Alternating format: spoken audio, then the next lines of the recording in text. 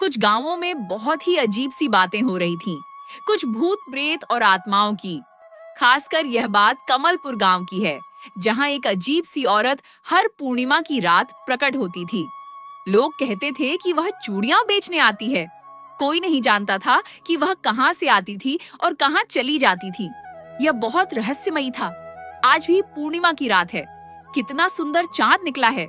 ठंडी हवा बह रही थी और गांव की गलियां सन्नाटे में डूबी थीं।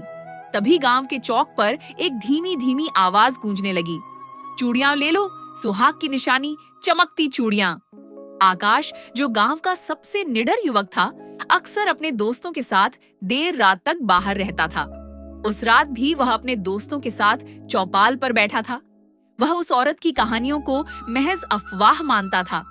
उसने ठहाका लगाया और कहा, अरे भाई, ये सब बुड्ढों की बनाई कहानियां हैं। चलो जरा हम भी देख कर आते हैं। इतनी सुंदर और अच्छी चूड़ियां आई हैं बेचने, और ये इतनी रात चूड़ियां आखिर बेचता कौन है? उसके दोस्त थोड़े डरे हुए थे, लेकिन आकाश की हिम्मत देखकर वे भी उसके पीछे चल पड़े।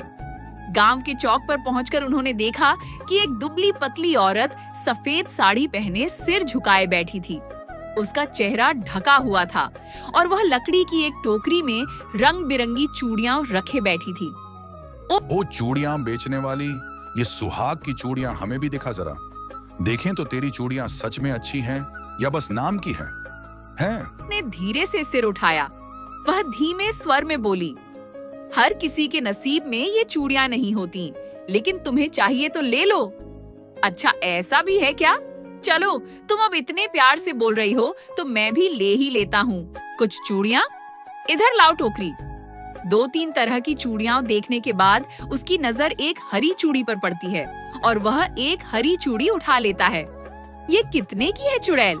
मेरा मतलब चूड़ियां बेचने वाली। ओफ, ये मेरी जुबान भी ना कहीं भी कुछ भी बोलने लग जाती है। चलो जल्दी से बता दो, कितने की थी ये चूड़ियां?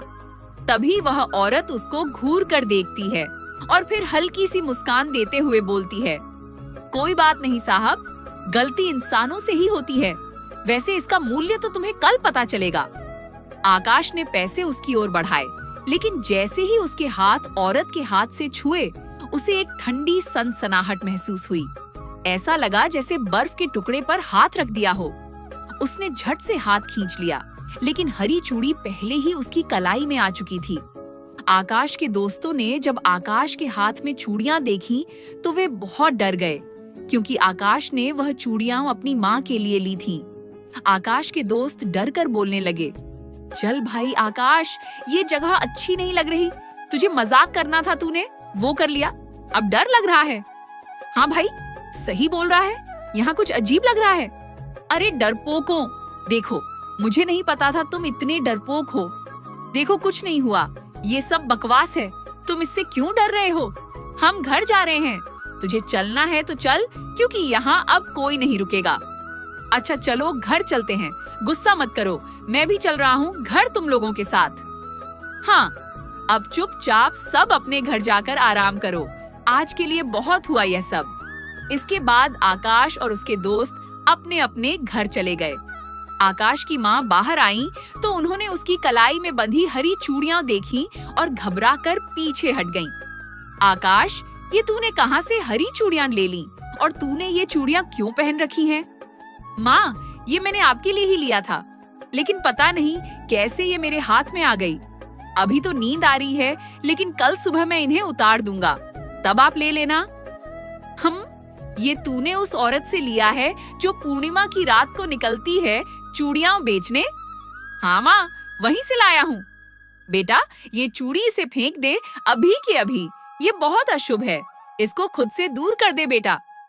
आकाश अपनी माँ की बात सुनकर चुप नहीं रह पाता और एकदम से जोर से हंसने लगता है और हंसकर कहता है, क्या माँ, आप भी शुरू मत हो जाओ अब। माँ, ये बस एक जोड़ी है, देखो, तुम खुद देखो क्या भूतियां हैं इसमें। तुम भी इन कहानियों पर विश्वास, भगवान करे तुझे कभी कुछ ना हो। इतना बोलकर माँ अपने रूम में जाकर सो जाती है और इधर आकाश भी गहरी नींद में सो जाता है। लेकिन उस रात आकाश को अजीब से सपने आने लगे। उसने देखा कि वह हरी चूड़ियां बेचने वाली औरत उसके कमरे में खड़ी है और वह इतनी भयानक लग रही है मानो चुड़ैल। वह चुड़ैल उसको घूरती है और बस इतना बोलती है, आज तो चूड़ी खरीदी थी, वो चूड़ी पहन ही ली तो अब सुहागिनों के लहू से इसे सजाना भी तो होगा। आकाश चीखते हुए उठ बैठा। आकाश उसे उतारने की कोशिश करने लगता है, लेकिन चूड़ी उतरती ही नहीं। जब वह उसको ध्यान से देखता है तो अरे ये तो मेरी त्वचा से चिपक गई है। अब आकाश को भी डर लगने लगता है। तभी सुबह हो जाती है और सुबह होते ही गांव में हड़कंप मच गया। पता चला कि आकाश के दोस्त सौरभ का शव गांव के कुएं में मिला है और उसकी कलाई पर भी हरी चूड़ी पाई गई है। आकाश भी कल रात ऐसी ही चूड़ियां पहनकर घर आया था। गांव के बुजुर्गों को पता चला कि यह उसी श्रापित चूड़ियां बेचने वाली का काम है। तो आकाश कहाँ है? उसको बुलाओ, हम उससे कुछ पूछना चाहते हैं। आकाश की माँ जल्दी से आकाश को बुजुर्ग लोगों के पास ले जाती हैं। वे आकाश को बुलाते हैं और पूछते हैं, आकाश घबराओ मत, हमें बताओ क्या तुमने उससे चूड़ियां ली थी? पहले तो आकाश बहुत डरता है, लेकिन फिर डर के मारे आकाश सब कुछ सच सच बता देता है। लोग मुखिया की बात सुनकर गांव के सबसे बुजुर्ग व्यक्ति बुजुर्ग दादाजी को बुला लाते हैं। उन्होंने एक गहरी सांस ली और कहा, आपको क्या लगता है ये उसी का काम है ना? हाँ, वही है ये। वो तो एक आम औरत थी दादाजी। नहीं बेटा, वो औरत नहीं है, वो एक चुड़ैल है। और यह कोई आम चुड़ैल नहीं, ये बहुत पुरानी चुड़ैल है। इसका नाम विद्रोहिणी है। बरसों पहले की बात है। इसी गांव में एक गरीब विधवा रहती थी।